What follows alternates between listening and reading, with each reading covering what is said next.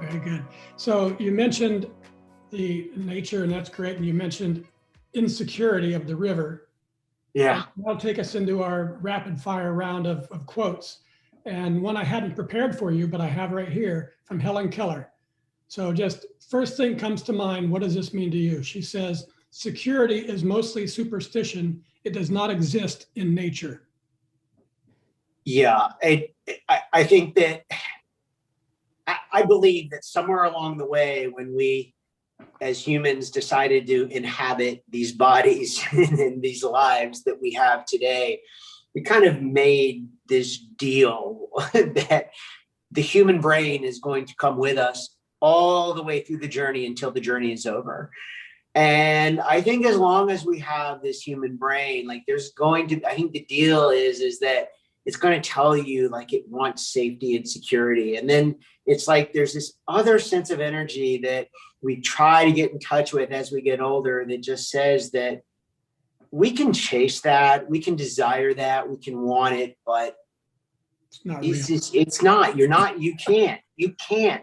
How can you? I mean, how can we live in the year that we just lived and possibly think that there's like a true sense of safety? And I think that once you sort of begin to make peace with that, doesn't mean that we aren't going to feel discomfort and pain along the way, but there can be an immense freedom that really goes along with that Helen Keller quote. You said it great. That's the 15 inches out of your head, your heart.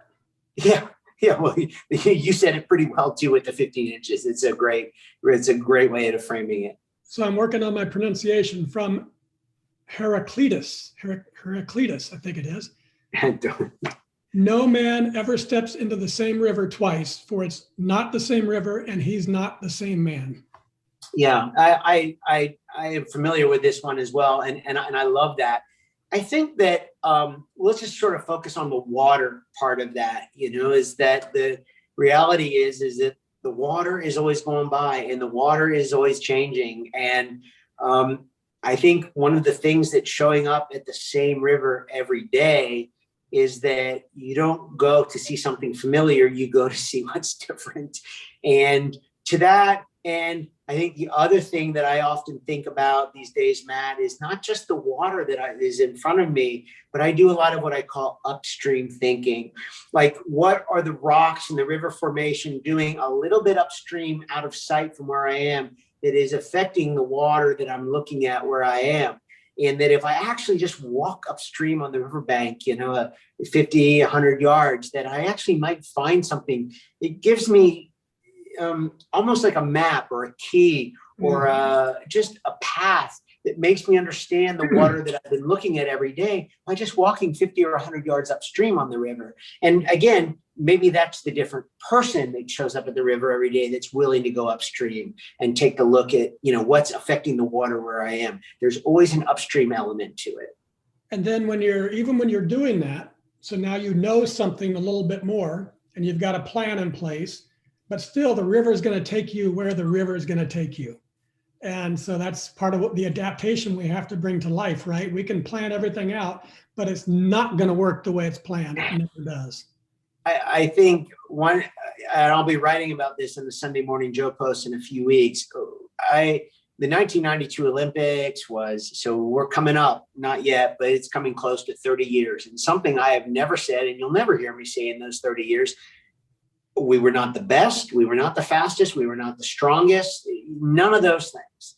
The only reason I believe that we won the Olympic Games is that it were two things. We corrected mistakes better than the other boats, and we anticipated mistakes a little bit before they happened better than the other boats.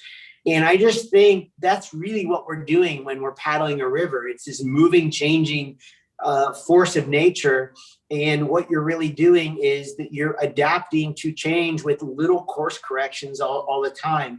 And one of my favorite things to do, I do a strategic planning session sometimes with organizations where I show our Olympic run. And the first time I show it, it's really nice for credibility to show, hey, that's me winning the Olympic Games. But then I sort of go through this river hydrology 101, how a river works and really how to navigate water and how to course correct. So this was like a breakout session on course correction. Then we watched the Olympic run a second time. And this is where it gets really interesting. I tell the group, you're complete strangers to whitewater canoeing, but show me the 5 mistakes that we made on this run. And they do this. And I said, you probably don't remember that this is the same run that won the Olympic Games. And you've never seen the sport before, and you just found 5 mistakes. And the only reason that we're standing here having this conversation today is because we corrected those mistakes well. And so I think it's not just like we're out on a Sunday paddle correcting mistakes well, but I am like living proof that if you are attentive to course correction, that it can literally make the difference between a gold medal and a silver medal, or a medal or no medal on the world's biggest stage.